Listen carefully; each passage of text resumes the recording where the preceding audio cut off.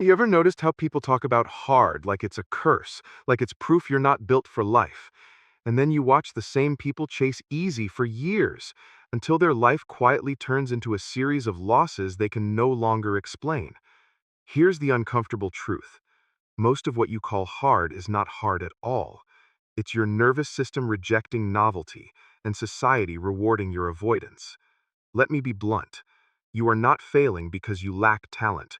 You are resisting a psychological process that almost nobody is taught to understand. In a world built on instant results and dopamine shortcuts, your mind learns to treat discomfort as danger. Then you become addicted to comfort and you call it self-care. You call it being realistic. You call it, I just don't have the personality for that. But underneath, it's simpler than that. You avoid what requires rewriting your brain. In this video, I'm going to pull the mask off the easiest excuse people use every day. The excuse is, it feels hard, so it must be hard. We'll break down the real mechanism behind difficulty. We'll talk about why easy is a trap that shrinks your future. We'll expose the social incentives that keep you performing instead of building. And then we'll get practical about how you actually rewire yourself for hard things, not with motivation, with structure, with time, with decisions that your feelings cannot override. First, let's talk about the word easy, because society treats it like a virtue. But in psychology, there's no universal difficulty switch in the world. What exists is familiarity and unfamiliarity. Your brain does not measure the physics of the task the way you think it does. Your brain measures threat and effort. It runs a cost-benefit model in milliseconds, then labels the experience with a feeling.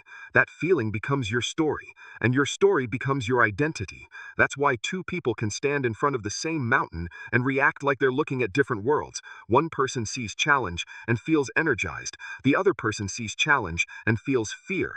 The task is the same. The human system underneath it is different. Here's a micro story you already recognize.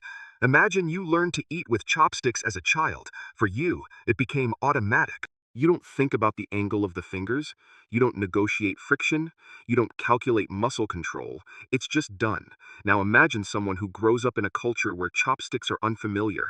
Watch them try. Their face tightens. Their movements look clumsy. They feel embarrassed. Their body reacts as if the task is humiliating, exhausting, even dangerous. Yet physically, it's the same food, the same tool, the same physics. The difference is not the chopsticks. The difference is what their nervous system has learned. So when you say English is hard, or coding is hard, or starting a business is hard, you're not reporting objective reality. You're reporting your nervous system's current stage of adaptation. You're telling the truth about your brain's uncertainty. And then you do the worst possible thing with that information. You obey it. You treat the discomfort as evidence that you should quit. Think about how your body reacts when you begin something new. Your chest tightens, your attention narrows, you start to feel restless. You want to escape, not because you're losing, but because your system is spending energy. The body is built to protect resources. Humans evolved in environments where novelty could mean danger. If you didn't run from the weird thing, you didn't survive long enough to reproduce. So your brain has a safety bias. New equals potential waste equals potential threat. That's the real origin of the hard label. It's an alarm designed to prevent depletion. It says, this requires concentrated focus. It will cost calories, it will feel stressful, and the most efficient move is to stop. So the mind tries to save you from effort by turning effort into a feeling you can interpret as failure. But here's the part that hurts. You don't just feel discomfort. You believe it. You turn the feeling into a verdict. If I feel this way, I must not be capable. You confuse temporary learning pain with permanent inability. That's why the majority of people never get past the first stage of any real skill. They hit the novelty wall, they feel the alarm, and they interpret the alarm as an identity statement. Meanwhile, the easy things are easy for a reason too. TikTok isn't easy because it's magically effortless. It's easy because your brain has already memorized the loop. Sleep-ins become easy because the neural pathway is deep. Snacks become easy because the reward is immediate. Complaining becomes easy because it creates emotional discharge without changing anything. Scrolling becomes easy because the brain receives constant micro-stimulation and never has to tolerate a moment of boredom. Easy is not the absence of challenge. Easy is the presence of an established groove. You can do it on autopilot. And autopilot is seductive. Autopilot feels like freedom. It's not. It's a leash you don't see. Now let's address the second lie the crowd tells themselves. I need to follow my feelings. Feelings are not a compass. Feelings are a weather report. They tell you what your nervous system is currently doing, not what your future requires. Yet most people live like their current emotional state is the truth. This is where society crushes you, because society is built on instant feedback, instant reward, instant validation. The modern environment is a dopamine factory. It keeps training you that relief should be immediate. If you're not rewarded within minutes, you assume you're doing something wrong.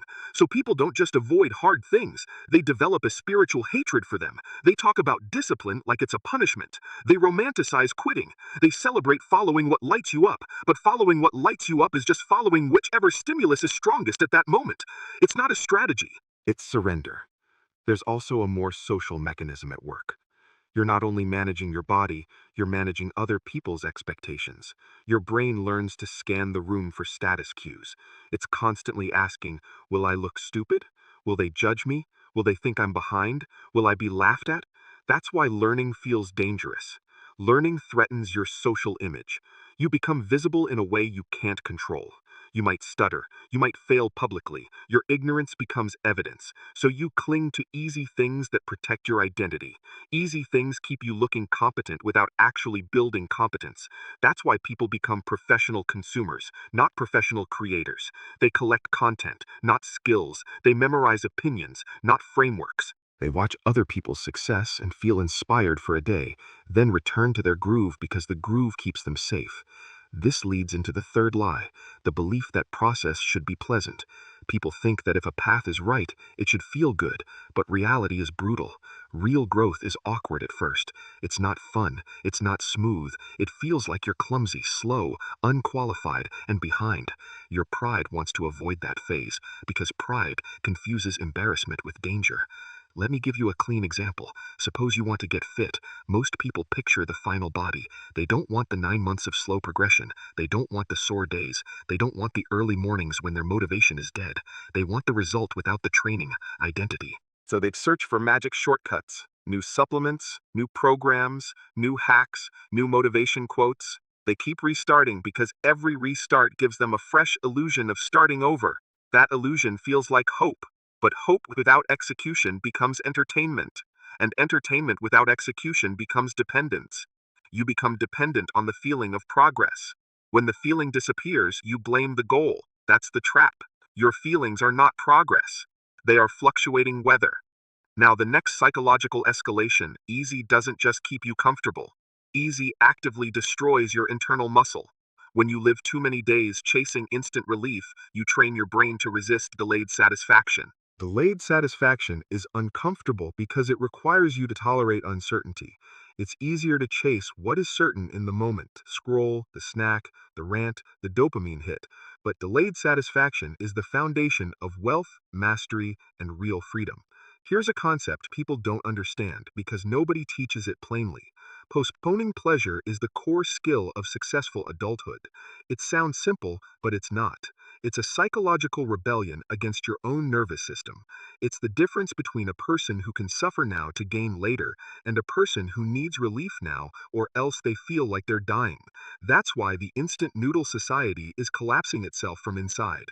Everyone wants their life to be instant. They want their results like a microwave meal.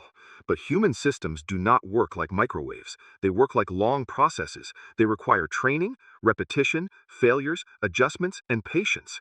So when people don't get results immediately, they interpret delay as proof they're cursed. They interpret the lack of immediate reward as a sign that the wrong thing is being done. In reality, it's the right thing being done too early. The timeline doesn't match their craving, so they abandon the project and blame fate. This is where social media becomes not just entertainment, but a psychological weapon. It creates a gigantic illusion. Success looks like it happens overnight because you only see the highlight reel. You see the before-after transformation without seeing the 2 years of repetition, the humiliating practice phase, the boring weeks when nothing worked. The crowd starts to believe absurd timelines. It believes success should be immediate. It believes happiness should arrive instantly. It believes if you are not rich by a certain age, you are a failure. It believes there is one correct narrative and that your life must fit it perfectly or you are behind. And that belief creates a generation with low tolerance for delay. They can't handle the uncomfortable middle. They can't handle the phase where skill is being built invisibly. They don't realize the middle is where the brain rewires. They avoid the middle because the middle feels like doing nothing, but the middle is not nothing. The middle is neurological construction. The middle is the phase where effort becomes identity and identity becomes stability. Now let's talk about the fourth lie. People judge themselves using other people's scales. You don't just avoid hard things to protect your body. You avoid hard things to protect your social image. Imagine two people in a meeting. One asks a question because they want to learn. The other stays silent because they fear looking incompetent. The fear is not about the meeting. The fear is about status. The fear is about being perceived as a beginner. And in many workplaces, beginners are treated like jokes. So silence becomes survival. But silence has a cost. You miss opportunities to learn. You miss visibility. You miss the chance to become valuable. You end up staying in a comfortable mediocrity that feels safe. Then one day you realize your career is stagnant, but you can't connect the dots. You say you lack luck, you blame the system, you blame your boss, you blame the economy. You never admit the real truth. You stayed small because embarrassment felt too expensive. The same dynamic happens in love. Most people think love is chemistry. They think it's affection. They think it's romantic tension. But the truth is less poetic and more accurate. Relationships are exchanges of value. Emotional support, problem-solving capacity, stability, resources, shared meaning, not in a cynical way, in a functional way. Here's what happens in the real world. Someone meets a partner who is currently stable. The partner feels safe. The partner can handle stress. Then later, life happens. An accident, a job loss, family conflict, medical fear, financial pressure. When that happens, you discover the role the relationship plays. If you show up and you only add chaos, your presence becomes a burden, and nobody wants to admit that. People pretend it's always about feelings, but feelings do not pay bills. Feelings do not fix a broken car at midnight. Feelings do not negotiate with insurance. Feelings do not calm an anxious nervous system when the world turns ugly. Let's make it concrete. Picture a woman who is dealing with multiple problems at once. Her car breaks down. Her job is tense. Her family is unstable. Her mental health is fragile. She needs more than emotional comfort. She needs competence and steadiness. She needs someone who can solve at least some of the problems, or someone who can take action without panic. If a man arrives who is also unemployed, unreliable, and helpless, and whose main contribution is complaining, what is the rational reason for her to choose him? None. Her attraction might exist in the beginning because she likes his vibe, but attraction is not a strategy. When pressure hits, stability wins. The relationship becomes survival math. Now picture the other man. He knows how to handle practical issues. He has enough money to call help if needed. He can give advice that makes sense. He can be emotionally grounded without drama. He turns chaos into order. His presence creates relief. That's value. The uncomfortable truth is this: you are not needed because you exist. You are needed because you can reduce someone's suffering. Love evolves into partnership, and partnership is problem resolution. If you cannot resolve problems, you become replaceable. This is why hard things are not just personal growth. Hard things are market signals. They prove you can operate under discomfort and uncertainty. They show you can deliver when conditions are not perfect. In business, this is everywhere. The greatest companies aren't born from problems that are easy to ignore. They're born from pain that is hard to solve. People pay for solutions, not for fantasies. Taxi services existed before ride sharing. Then people got tired. Traditional taxi systems were inconvenient, opaque, unreliable. Someone created an easier system. Uber was not born from easy as an attitude. It was born from a hard problem that the market demanded be solved. Similarly, global video calls improved because the world needed to coordinate across distance, and the technology used to be messy. Zoom didn't arrive as a motivational poster. It arrived as a functional solution to a complex problem. So when you say you want a good life, you're not really saying you want comfort. You're saying you want the rewards without the difficult inputs. That is not how reality works. Now we reach one of the most important paradoxes in the whole mindset conversation. Opportunity is hiding inside the hard thing. Most people pray for a life without obstacles. They want smooth roads, no turbulence, no risk. But that prayer is childish. It's also self-destructive. Because when there are no obstacles, there are no problems. And when there are no problems, there is no value to exchange. There is no reason for money to flow to anyone specific. There is no reason for recognition to exist. Think of it like a classroom. The teacher writes a hard equation on the board. The whole class freezes. No one answers. The person who stands up and solves it becomes a star. The teacher remembers the name. The class looks at you with awe. Value is confirmed through difficulty. Now imagine the teacher writes a trivial equation. 1 plus 1 equals 2. Everyone knows it immediately. If you stand up, do you become a star? No. Your presence becomes noise. The world doesn't need your performance because the task is too easy to differentiate skill. Life operates like that classroom. When you avoid hard tasks, you avoid the environment where your competence becomes visible. When you chase only easy tasks, you accept a life where your contribution is indistinguishable from everyone else's. And that means you accept replacement. If anyone can do it, someone else can do it cheaper. Automation can do it too. Artificial intelligence can do parts of it. The world doesn't hate you personally. It just has no reason to pay more for low differentiation. Now let's go deeper. The crowd thinks easy is a shortcut, but easy is actually a long-term compounding trap. It trains you to be fragile. If you only do what feels good today, you build a life where tomorrow's discomfort destroys you. You don't develop resilience. You build a dependency on constant comfort. This is why people can handle 5 minutes of discomfort, but not 5 months. They can handle a burst of motivation, but not boring repetition. They can start a project, but not maintain a routine when novelty dies.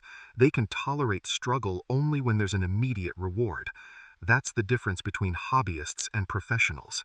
Professionals can tolerate unglamorous effort. So what is the solution? Not more inspiration. A new relationship with difficulty. You need to reinstall your brain's interpretation of hard. Every time you feel that early alarm, you must stop treating it as a threat. You must treat it as a filter. If it feels hard, it means your mind is rewriting itself. Your nervous system is adapting. It means you're paying the price that separates amateurs from people who actually master something.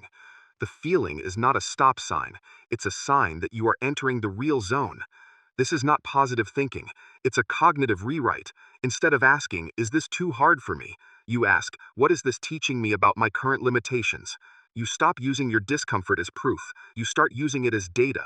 Now, how do you train that? You need a structure that outlives mood. Here's a rule that changes everything. Force the hard thing for 90 days.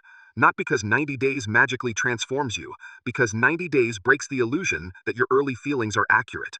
In the first phase of learning, your body complains, your mind negotiates, your attention wanders. You feel resistance.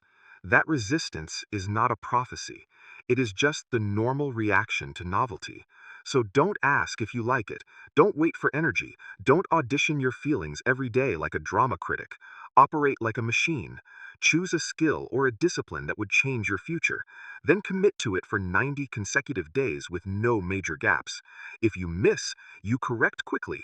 If you feel miserable, you continue. If you feel confident, you continue. The goal is not to be happy. The goal